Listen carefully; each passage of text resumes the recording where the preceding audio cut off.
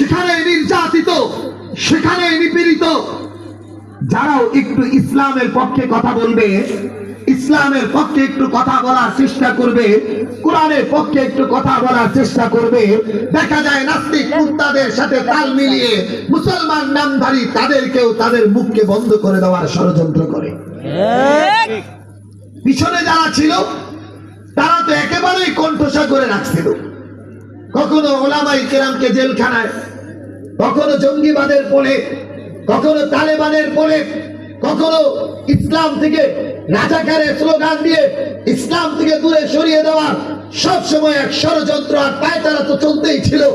এখন যারা আগামী দিনের রাষ্ট্র পরিচালনার দিকে যাচ্ছে, আমরা এখন থেকে অনুভব করছি এদের ভিতরেও পিছনে যারা ছিল তাদের মন মানসিকতা তৈরি হয়ে যায়।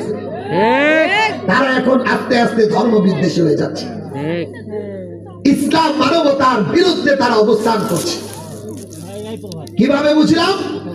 ও আমার ভাইরা, আগের মাহফিল গুলো ফ্যাসিস্ট সরকারের মাহফিল ছিল। আমরাই বলি যেই নেতা এসে বক্তব্য দিবে মাইকটা ধরে, ওই নেতাও এই কথা বলবে, আপনারা আওয়ামী লীগের সময় বক্তব্য দিতে পারতেন না, আওয়ামী লীগের সময় প্রশাসনের কারণে বক্তব্য দিতে পারতেন না, এখন তো সেটাই করছে।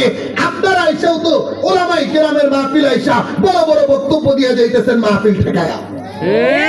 পিছনে যারা ছিল তাদের মতোই তো, তাদের মতোই তো আপনার পিছনে যারা ছিল তারা হয়তো ফ্যাসিস্ট ছিল, ওলামায়ে কেরামকে আক্রমণ করছে। যারা ক্ষমতায় থাইকা করছে, আপনারা তো ক্ষমতায় না থাইকাই স্টেজ সবকিছু দখল করে নিতেছে। আল্লাহ আমাদেরকে বুঝার তৌফিক দান করুন। এটার কারণ একটাই, কে আমি আমার পরিচয় ভুলে গেছি। কি আমার পরিচয়? কে আমি? কেন আল্লাহ তাআলা আমাকে পাঠিয়েছেন? কি দায়িত্ব দিয়ে পাঠিয়েছেন? কেন পাঠিয়েছেন? কি কাজ দিয়ে পাঠিয়েছেন? এই কথা ভুলে যাওয়ার কারণে কখনো নেতার পিছনে দৌড়াই, কখনো দলের পিছনে দৌড়াই, কখনো সুদের পিছনে দৌড়াই, কখনো দুর্নীতির পিছনে দৌড়াই, কখনো জনগণকে অস্থিতিশীল করে তুলি। কারণ একটাই, কে আমি আমার পরিচয় ভুলে গেছি। ও আমার ভাইরা, কোন মানুষ যখন নিজের পরিচয় ভুলে যায়, এ মানুষ আর মানুষ থাকে না, কুকুরের দরজায় চলে যায়। ওই যে আমার আগে মাহমুদ ভাই চমৎকার কিছু কথা বলতেছিলেন, ভালো করে বুঝবেন। প্রত্যেক এলাকায় নিজস্ব কিছু কুকুর আছে, এলাকা ভিত্তিক। আরেক এলাকা থেকে কুকুর আসলে এদেরকে দড়ির উপর রাখে। দেখছেন এক এলাকায় ধরেন এই উত্তমপুরে এই এলাকার কিছু কুকুর আছে, ওই পূর্ব পাড়া পশ্চিম পাড়ার কুকুর যদি আসে এদেরকে দড়ির উপর রাখবে। ও আমার ভাইরা, কুকুরের কাজ অন্যজনকে সহ্য করে না করা, কুকুরের কাজ আরেক এলাকার কুকুরকে সহ্য না করা। এটা যদি মানুষের স্বভাবের ভিতরে তৈরি হয়, মানুষ যদি আরেকজন মানুষকে সহ্য করতে না পারে, একজন মানুষ যদি আরেকজন ব্যক্তির পিছনে পড়ে থাকে, একজন ব্যক্তি হয়ে আরেকজন ব্যক্তির ক্ষতি সাধন করার চেষ্টা করে, একজন ভাই হয়ে আরেক ভাইয়ের জমি যদি দখল করার চেষ্টা করে, মনে রাখবেন সে অবয়বে মানুষ, কিন্তু মানুষ হইতে পারে নাই, সে কুকুরের দরজায় চলে গেছে। ও আমার ভাইরা, আরেকটু বুঝে, ধরেন এই এলাকায় একটা গরু মারা গেছে, এই এলাকায় 3টা কুকুর, এই 3 কুকুরে মিলা বলেন তো আপনারা 1 মাস ব্যাপী কে গরু খাইতে পারলো? এই 3 কুকুরে মিলা 1 মাস ব্যাপী এই উত্তমপুরের এই এলাকার 3 কুকুরে মিলা কি খাইতে পারলো? কিন্তু দেখবেন এই 3 কুকুরে খায়ও না, খালি পাহারা দেয়। আরেক কুকুর আসে কি, যখনই দেখছে কিনা আরেক কুকুর এই নিজের খাবার পালায় দিয়া তারে দড়ির উপর রাখে। ও আমার ভাইরা, আজকে মানুষের ভিতরে মনুষ্যত্বহীন হয়ে গেছে। মানুষ মনুষ্যত্ব হারায়া কুকুরের দরজায় চলে গেছে, নিজেও খেতে পারতেছে না, নিজের খাবারটা অন্যজন খাবে, দরিদ্র মানুষের জন্য খাবে। এই সমস্ত অপদার্থ গুলো, রাষ্ট্রের সম্পদ গুলো দখল করে, বৃদ্ধের ভাতা গুলো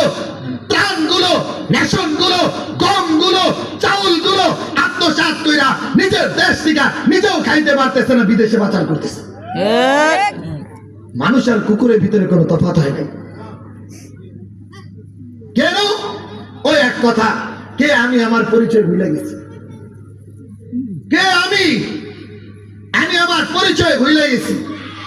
পরিচয় ভুলে যাওয়ার কারণে কখনো আমেরিকা লাত্তি দিয়া ভারতের কাছে দেয়।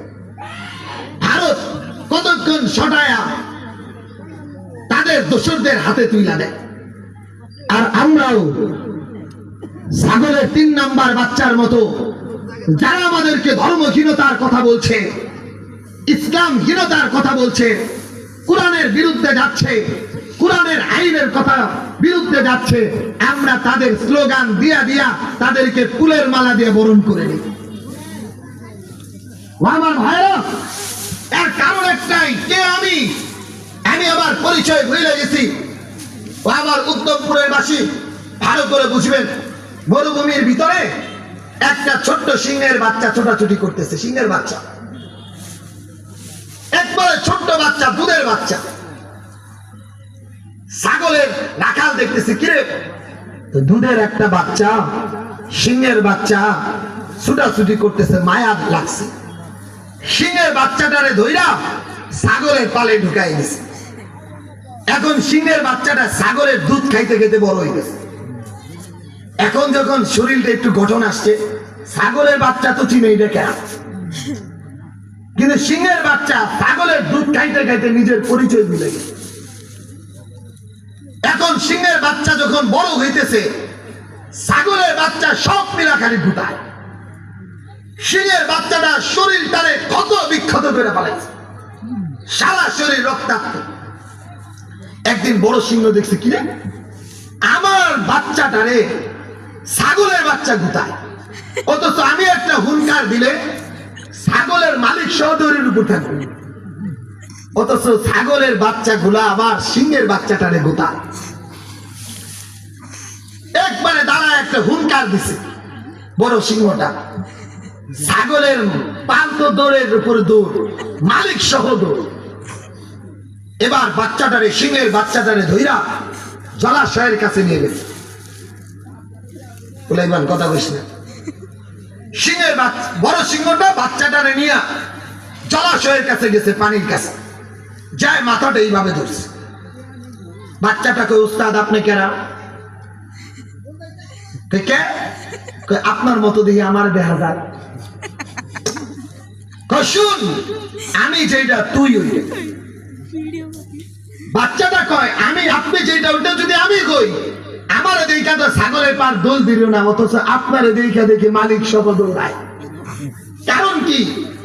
এবার বড় সিংহ বলতেছে, শুন, আমি আমার পরিচয় ভুলা যাই নাই, এজন্য ছাগলের পালও দৌড়াইতেছে, ছাগলের মালিকও দৌড়াইতেছে। আর তুই তোর পরিচয় ভুলে গেছিস, তুই যে সিংহের বাচ্চা। তুই ভুলা যাওয়ার কারণে ছাগলের বাচ্চাগুলো তোরে গুতাইতে গুতাইতে ক্ষত বিক্ষত করে ফেলেছে। ও আমার ভাইরা, আফগানিস্তানের মুসলমানরা ভুলে যায় নাই তারা সিংহের জাতি। এজন্য আমেরিকা আফগানিস্তানের মুসলমানদেরকে কিছু করতে পারে নাই।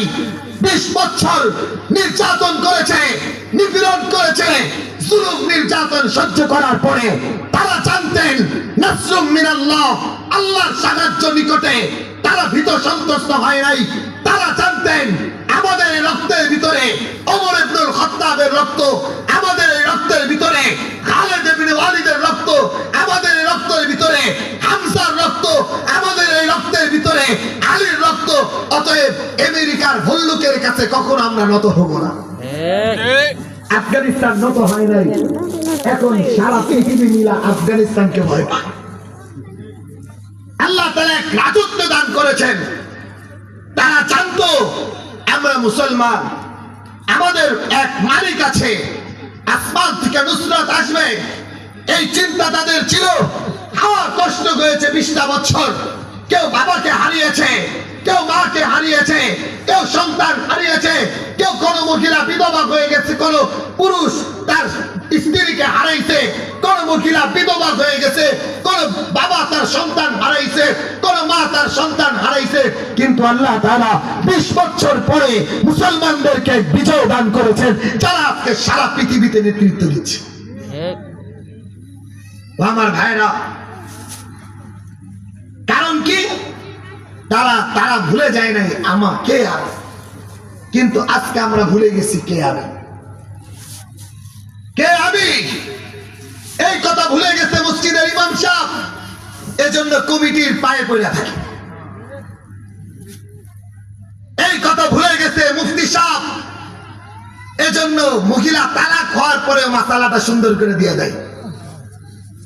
কে আমি পরিচয় ভুলে গেছে, এজন্য আল্লাহ দ্রোহীদের বিরুদ্ধে কথা বলতে পারে না। কে আমি এই পরিচয় ভুলে যাওয়ার কারণে মুরব্বীরা ওই গান বাদ্য আর আসর বাউল গান তৈরি করলে নিজের পকেটের টাকা দিয়ে সাহায্য করে, কারণ নিজের পরিচয় নিজে ভুলে গেছি। কে আমি, কি আমার পরিচয়? ও আমার ভাইরা, খুব সংক্ষিপ্ত আকারে কে আমি, কি আমার পরিচয়, কিভাবে রব্বে কারীম আমাকে তৈরি করলেন, কিভাবে তৈরি করলেন, কিভাবে গঠন করলেন, কিভাবে সুগঠিত করলেন, খুব অল্প সময় বলবো। ও আমার ভাইরা, কতটা নিয়ামতের উপর আল্লাহ তাআলা আমাকে বাঁচায় রাখছেন, কিভাবে আমাকে বাঁচায় রাখছেন, কিভাবে আমাকে তৈরি করেছেন, কিভাবে আমাকে অস্তিত্ব দিয়েছেন। এই কথা যদি কোনো মানুষ মনে রাখতো, কোনো মানুষ যদি অনুভব করতো, ওই মানুষটা ঠিকই রব্বে কারীম পর্যন্ত পৌঁছে যাইতো। কিন্তু নিজেকে কিভাবে রব্বে কারীম তৈরি করেছেন এটাও সে ভুলে গেছে, কেন তৈরি করেছেন এটাও ভুলে গেছে, কি কারণে তৈরি করেছেন এটাও ভুলে গেছে। ও আমার ভাইয়ের, আল্লাহ জাল্লা শানুহু বলেন, হাল আতা আলাল ইনসান হিনুম মিনাদ দাহরি লাম ইয়াকুন শাইআন মাযকুরা।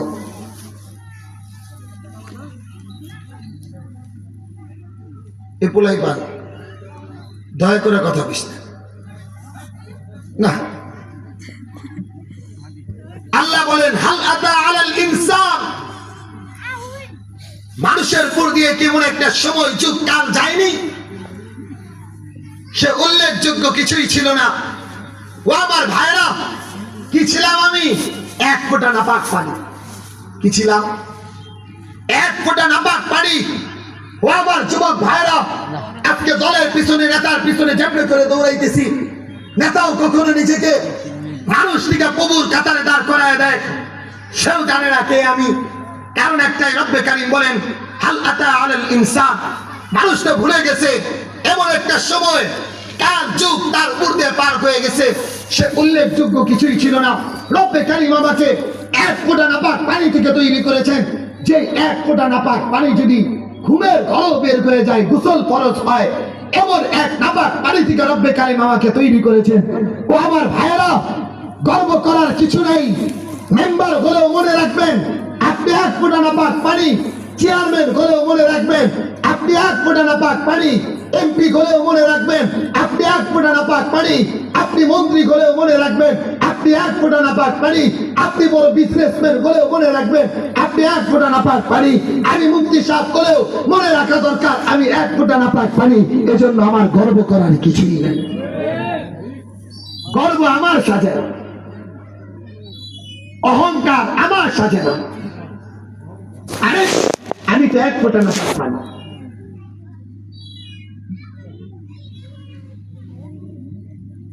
ভলান্টিয়ার নাই। জান্নাতে যাওয়ার চিন্তা থাকলে ঠিকই ফজরের নামাজে যাইতে। আমাদের অবস্থা এমন হয়ে গেছে, আমাদের প্রফেশনাল হয়ে গেছে। আমরাও যারা আছি, আমাদের চিন্তা একটু সুর সার সুন্দর করে দিয়া যদি যাইতে পারি, কয়টা টাকা পকেটে। আর আপনাদেরও চিন্তা, হুজুর এত সুন্দর মায়ের কথা কইলো, এত সুন্দর কণ্ঠ কইলো, ওই সকাল রাতটা খুব মজা, সকালবেলা যেই সেই নাক দেখে ঘুমাইতেছে। আল্লাহ আমাদেরকে বুঝার তৌফিক দান করুন। ও আমার ভাইয়েরা, এই কথাগুলো বুঝেন। একটা সময় কাল আমার উপর দিয়ে অতিক্রান্ত হয়েছে, আমি কিছুই ছিলাম না, 1 ফোঁটা নাপাক পানি। আমার অস্তিত্ব 1 ফোঁটা নাপাক পানি। যখন আমার দেখোটা 1 ফোঁটা নাপাক পানি, গর্ব করার কিছুই নাই। আমি চেয়ারম্যান হয়ে 1 ফোঁটা নাপাক পানি, গর্ব করার কিছুই নাই। আমি মেম্বার হলেও শরীরে এক ফোঁটা নাপাক পানি, গর্ব করার কিছু নাই। আমি বড় এমপি মন্ত্রী বড় চেয়ারম্যান হলেও বড় নেতা হলেও মাটিতে পা পড়ে না তোমার বোঝা দরকার গর্ব আর অহংকার তোমার মানায় না, কারণ তোমার অস্তিত্ব এক ফোঁটা নাপাক পানি। আল্লাহ বলেন ওই পানিটাকে সুম্মা খালাকনা নুতফাতা আলাকা ফাখালাকনা আল আলাকাতা মুযগা فخلقنا المزغة عظاما فكسونا العظام لحما। ওই এক ফোঁটা নাপাক পানিকে আমি রিফাইনিং করে পরিশোধিত করে পরিবর্তন করে রক্তে পরিণত করলাম, রক্তটাকে গোস্তে পরিণত করলাম, গোস্তটাকে হাড্ডিতে চামড়া দিয়া গোস্তের প্রলেপ দিয়া তোমার এক অস্তিত্ব দিয়া মায়ের গর্ভের ভিতরে অস্তিত্ব দান করলেন কে? আমি ভুলে গেছি সেই রবকে। এই মায়ের গর্ভে দেওয়ার পরে 6 মাস 4 মাস 5 মাস আমার অস্তিত্ব এসেছে, হার্টবিট এসেছে। এই মায়ের গর্ভের ভিতরে আমি কি খাবো? খাবারের প্রয়োজন পড়বে, অক্সিজেনের প্রয়োজন পড়বে, বাতাসের প্রয়োজন পড়বে, কার্বন ডাই অক্সাইড বের করার অবস্থান তৈরি লাগবে। আল্লাহ তাআলা বলে না বান্দা না, মায়ের গর্ভের ভিতরে আমি যখন তোমাকে তৈরি করেছি এক ফোঁটা নাপাক পানি থেকে তৈরি করেছি। আল্লাহ জাল্লা শানুহু ওই মায়ের অন্ধকারের ভিতরে যেখানে আমি হাতও নাড়াইতে পারতাম না, পাও নাড়াইতে পারতাম না, কথাও বলতে পারতাম না, বডিটার অস্তিত্ব আসে নাই, ওই মায়ের গর্ভের ভিতরে আল্লাহ আমাকে মুখে খাবার দেন নাই যাতে করে মুখটা নাপাক হয়ে যায়। আল্লাহ তাআলা আমাকে নাপাক খাবারগুলো মুখ দিয়ে দেন নাই। মায়ের নাড়ের সাথে নাভির সাথে আমার নাড়ের কানেকশন দিয়া অক্সিজেন আর খাবার দিয়া মায়ের গর্ভের ভিতরে যিনি আমাকে বাঁচিয়ে রেখেছেন তিনি কে? আমি আয়েশা ভুলে গেছি আমার রবকে।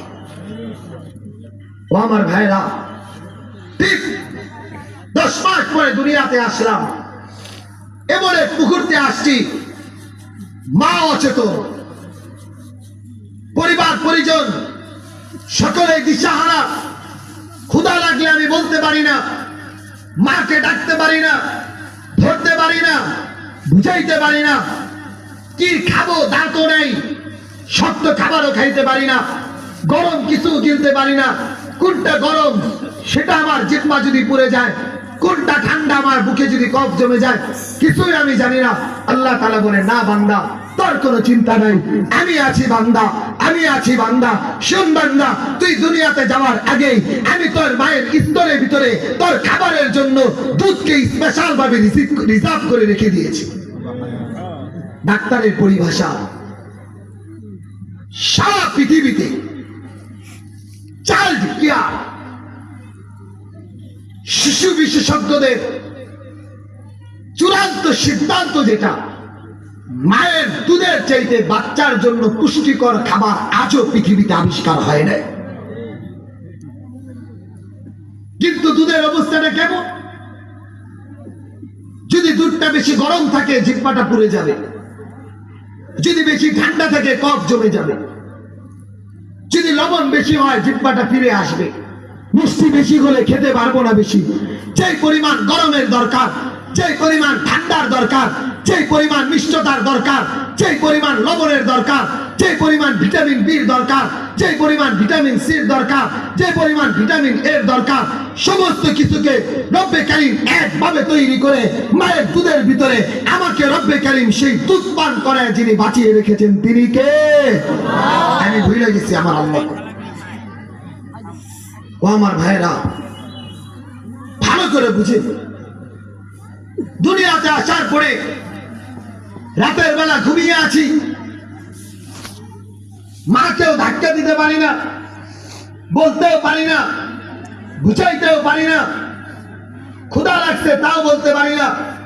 যেদিন আমি দুনিয়াতে আসছি সেই রাতেই তো আমার দুনিয়া থেকে চলে যাওয়ার কথা ছিল।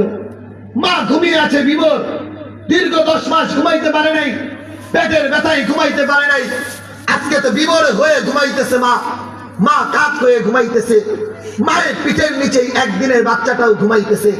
মা যদি মনের অজান্তেই ঘুমের ভিতরে কাজ দেয় বাচ্চাটা মরে যাওয়ার কথা, অথবা ঘুমের ভিতরে মা যদি তার ডান হাতটাকে বাচ্চার মুখের উপরে দেয় বাচ্চা তখনই মরে যাওয়ার কথা।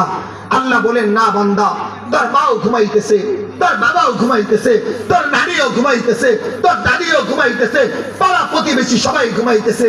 লা তাখুযুহু সিনাতু ওয়ালা নাওম। না, আমি রব আসমান থেকে ঘুমাইতেছি না। তুই তো বাচ্চা, কথাও বলতে পারিস না, ধরতেও পারিস না, ধাক্কাও দিতে পারিস না, বলতেও পারিস না। আমি আরশে আজিম থেকে তুই বান্দাকে মায়ের পিঠের নিচ থেকে তোকে হেফাজত করতেছি, মায়ের হাত থেকে তোকে হেফাজত করতেছি। আমি কুদরতি ভাবে তোকে পাহারাদারি কইরা তোর মায়ের স্তরে রিজিক দিয়া মায়ের পিঠ থেকে মায়ের হাতের নিচ থেকে আমি তোর হেফাজতের দায়িত্ব নিয়েছি। কে কে কে? আমি আমার রবকে ভুলে গেছি। ও আমার ভাইরা, বাচ্চাটা কথাও বলতে পারে না, কিচ্ছু বলতে পারে না, অথচ আল্লাহ তাআলা বাচ্চার জবানের আওয়াজের সাথে মায়ের দিলের এক কানেকশন তৈরি করে দিয়েছে। মা রান্না করতেছে, বাচ্চাটা শোয়া, হঠাৎ করে একটা আওয়াজ দিচ্ছে, ওয়াও। মা দৌড়ায় এসা রান্নাঘরে সব ফালায় এসা বাচ্চাটাকে দুধ দিয়া শান্ত করে দিতেছে। ও আমার ভাইরা, অথচ মুহতারাম হাজিরিন, আপনি অনেক সময় বাড়িতে যাবেন, দেখবেন আপনার স্ত্রী বিবরে ঘুমাইতেছে, ডাকতেছেন তাও শুনতেছে না। আপনি মোবাইল করতেছেন, রিং বাজতেছে, তাও শুনতেছে না। অথচ বাচ্চাটা পাশ থেকে হঠাৎ করে বলে উঠছে আস্তে করে, ওয়াও। মা লাফ দিয়ে ঘুম থেকে উঠা বাচ্চাটাকে দুধ পান করাইতেছে। ও আমার ভাইরা, আমি কথাও বলতে পারি নাই, ধরতেও পারি নাই, বলতেও পারি নাই, বুঝাইতেও পারি নাই, কিন্তু আল্লাহ তাআলা আমার মুখের আওয়াজের সাথে মায়ের এক দিলের এক কানেকশন তৈরি করে দিয়েছেন। আমি যখনই ওয়াও বলেছি, মায়ের দিলের ভিতরে ধাক্কা লাগছে, মা আমারে খাবার খাওয়ায়া শান্ত করে দিয়েছেন। এই ইন্তজাম যিনি করেছেন তিনি কে? আল্লাহ। আমি ভুলে গেছি আমি আমার রবকে। ও আমার ভাইরা, এটা ছিল আমার অস্তিত্বের প্রথম ধাপ। এই অস্তিত্বের পরে আমি আস্তে আস্তে আস্তে আস্তে বড় হচ্ছি। আমার এই দেহের ভিতরে কত নিয়ামত। আয়াতে কারিমা বলেছি, আল্লাহ তাআলা বলেন, ওয়া ইন তাউদ্দু নি'মাতাল্লাহি লা তুহসুহা, ওয়া ইন তাউদ্দু নি'মাতাল্লাহি লা তুহসুহা। আমার নিয়ামত যদি তুমি গুনতে শুরু করো, গন্তে গন্তে হায়াত তোমার ফুরিয়ে যাবে, কলমগুলো ফুরিয়ে যাবে। গাছপালা তরুলতা যদি কলম হয়ে যায়, সেটাও ভেঙে যাবে, শেষ হয়ে যাবে। সমুদ্রগুলো যদি কালি হয়ে যায়, নদ নদী খাল বিলগুলো যদি কালিতে পরিণত হয়ে যায়, এগুলো সব শেষ হয়ে যাবে। তবে আমার নিয়ামতের 1 ইঞ্চি পরিমাণও তুমি লিখে শেষ করতে পারবা না। ও আমার ভাইরা, এই বডিটার ভিতরে কি আছে ভালো করে বুঝেন। মান আরাফা নাফসাহু ফাকাদ আরাফা রাব্বাহ। কোন মানুষ যদি নিজেকে চিনে, কিভাবে আমার রব আমাকে তৈরি করেছেন, ওই মানুষ কখনো নেতার পিছনে দৌড়াইতে পারে না। কোন মানুষ যদি নিজের অস্তিত্বের কথা চিন্তা করে, কিভাবে রব্বে কারীম আমাকে বানিয়েছেন, কি নিখুঁত ভাবে তৈরি করেছেন, কিভাবে শরীরের অঙ্গ প্রত্যঙ্গ তৈরি করেছেন, কত নিয়ামত রাজি দ্বারা আমাকে তৈরি করেছেন, এই কথা যদি কোনো মানুষ অনুভব করে, ওই মানুষটা কখনো বেনামাজি হতে পারে না। ও আমার ভাইরা, ঢাকা আল খিদমা একটা হাসপাতাল আছে, এই খিলগায়। ওইখানের একজন ডাক্তার আছেন, নিউরো সার্জন। এই ডাক্তারের সাথে আমার একটা হৃদয়তা, ভালোবাসা অনেকটা গভীর। এই ডাক্তার একদিন মাগরিবের পরে ওনার চেম্বারে গেছে। যাওয়ার পরে উনি আমারে বলতেছে, মুফতি সাহেব ভালো করে বুঝবেন, এই যে একটা এক্সরে আপনি ভালো করে দেখেন। প্রত্যেক ডাক্তারের কাছে একটা লাইট বোর্ড আছে। এক্সরেটাকে এভাবে তুলে ধরে আমাকে বলছেন, মুফতি সাহেব এই যে একটা চিকন রগ প্রত্যেকটা মানুষের এইখানে আছে, কামড়টা দিলেই দেখবেন চিকন রগটা ভেসে উঠছে। এই এক চিকন রগের কথা উনি আমাকে শোনাচ্ছেন। এই একটা মাত্র চিকন রগ মাথার প্রত্যেকটা ঘিরে, ডান হাত, ডান পা, পুরো বডিটার প্রত্যেক অবস্থা সুন্দর করে দখল করে বুড়া আঙ্গুল পর্যন্ত চলে গেছে। আমি বললাম, স্যার মাত্র এই চিকন রগটা? বলে হ্যাঁ। উনি আমাকে শুনাইতেছেন, আমারে বলতেছেন, মুফতি সাহেব বাই চান্স কোন একটা কারণে এই রগ যদি খালি ছিঁড়ে যায়, রক্তক্ষরণ হয়ে যায়, তাহলে আমাদের পরিভাষায় সে ব্রেন স্ট্রোক করছে। ব্রেন স্ট্রোক করলে মাস্ট তার প্যারালাইসিস হবে, এক পাশ অকেজো। ব্রেন স্ট্রোক করলে প্যারালাইসিস মাস্ট হবে, মানে অর্ধেকটা অকেজো, অর্ধেক মাথা চলবে না, জিহ্বা চলবে না, হাত চলবে না, পা চলবে না। ও মুহতারাম হাজিরিন, একটা মাত্র চিকন রোগের মাধ্যমে পুরো ব্রেনটা যিনি সুগঠিত করে রেখেছেন, এক হাতকে যিনি ওই রোগের মাধ্যমে সুগঠিত করে রেখেছেন, ওই চিকন রোগের মাধ্যমে পায়ের বুড়া আঙ্গুল পর্যন্ত যিনি সুগঠিত করে রেখেছেন, যিনি আমাকে এক রোগ রেশার মাধ্যমে পুরো অস্তিত্বের সুগঠিত করে রেখেছেন, তিনি কে? অথচ মুহতারাম হাজিরিন, দুনিয়া সম্পদের পিছনে পইরা আমি আমার রবকে ভুলে গেছি। ও আমার ভাইরা, ভালো করে বুঝা চাই, আমাদের মতো একটা মানুষ মাথাও আছে, চোখও আছে, মুখও আছে, কথাও বলতে পারে, হাতও আছে, ধরতে পারে, পাও আছে, চলতে পারে। কথা কয়ে গেলেন, কি হয়েছে? কি হয়েছে? এই কথা কয়ে গেলেন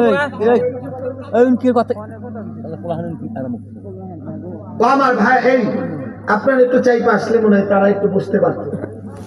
আর চাইপা আবু কুল, তারও একটা কথা, চাইপাটা আবু কুল। আপনারা একটু ভিতরে বয়েন গো, সবাই সবাই একটু আসেন, আসেন গো, আসেন আসেন। এই এই যুবক ভাইরা এদিকে আসো, এদিকে আসো, এদিকে আসো।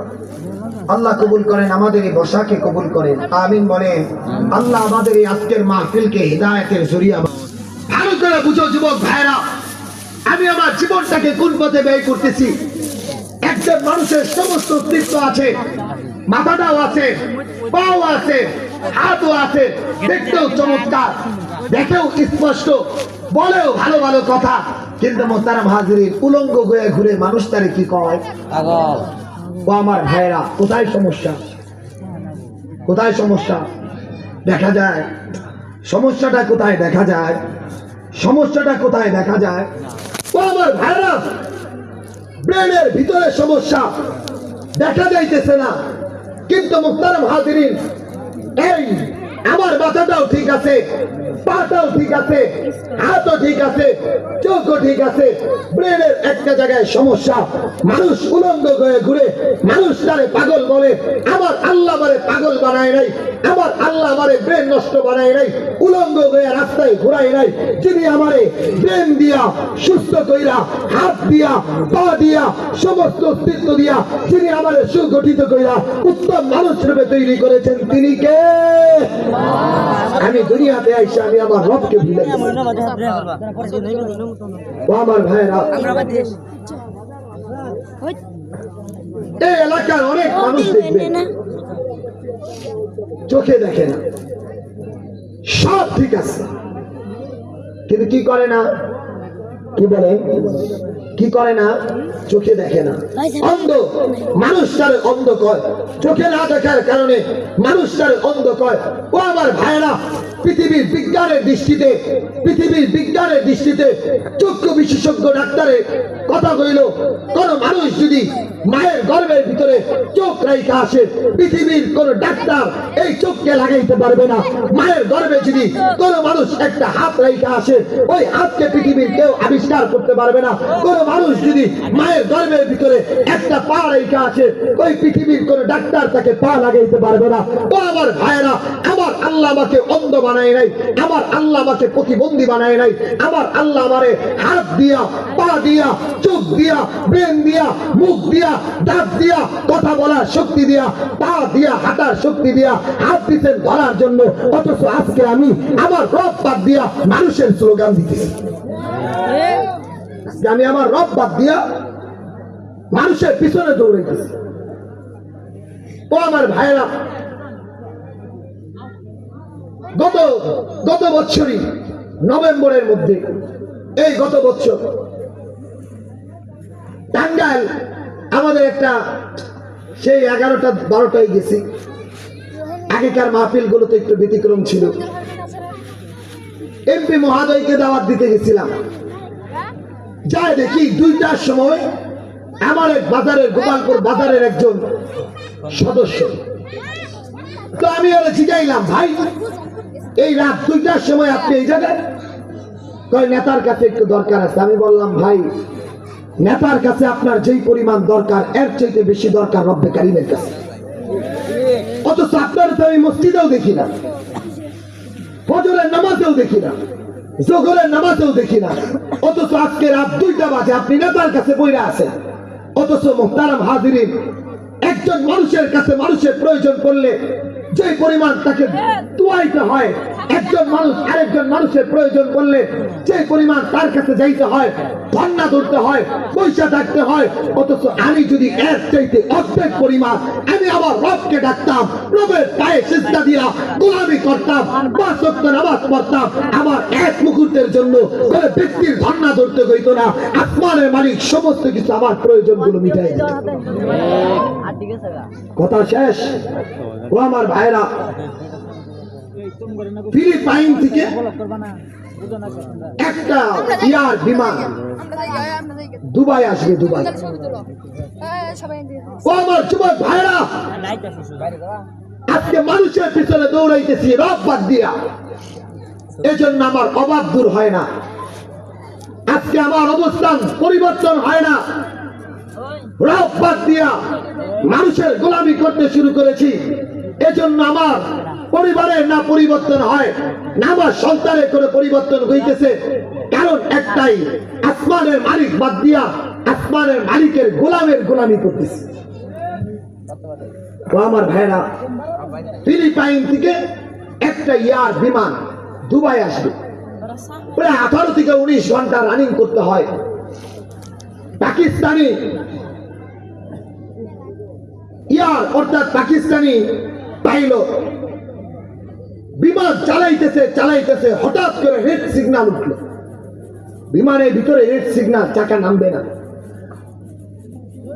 আশ্চর্য কি, চাকা এখন আর নামবে না। উনি সঙ্গে সঙ্গে দুবাই এয়ারপোর্টে জানায় দিলেন, একটু পরেই আমাদের বিমানটা ব্লাস্ট হয়ে যাবে। বিমানের ভিতরেও অ্যানাউন্স করে দিলেন, 16 যাত্রীরা, রেড সিগন্যাল চলতেছে, বিমানের চাকা নামবে না, দুবাই এয়ারপোর্টে আমাদের বিমানটা ব্লাস্ট হয়ে যাবে। যেই যেই ধর্মের আসো সেই তার রবকে ডাকতে থাকুক। পাইলটের কথা সবাই শুনল। পাইলটও পরিবার পরিজনের কাছ থেকে বিদায় নিয়ে এয়ারপোর্টে জানিয়ে দিল দুবাই, আধা ঘন্টা 1 ঘন্টা পরে আমরা ল্যান্ড করব। আমাদের চাকা নামতেছে না।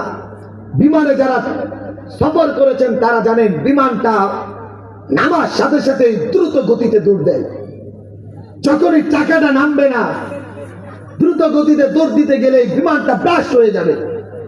দুবাই এয়ারপোর্টে জানালো, কিছুক্ষণ পরে আমাদের বিমানটা ল্যান্ড হবে, কিন্তু চাকা নামবে না, আমরা ব্লাস্ট হয়ে মারা যাব। দুবাই এয়ারপোর্টে সমস্ত এয়ারগুলো বন্ধ করে দিল, ল্যান্ড করা বন্ধ। আশেপাশে এয়ারপোর্ট গুলো ল্যান্ড হইতেছে, এখানে করে বিমান, সবাই দাঁড়ায় আছে দর্শক। একটা বিমান আসবে ফিলিপাইন থেকে, আসার সাথে সাথে ব্লাস্ট হয়ে যাবে। এই পাইলট ছিল মুসলমান পাকিস্তানি। বিমান যখন 30,000 40,000 ফিট উপর থেকে যখন নিচের দিকে নামতেছে, সে শুধু বলতেছে, আল্লাহ আজ আর বাঁচবো না, দুনিয়া থেকে বিদায় নিব।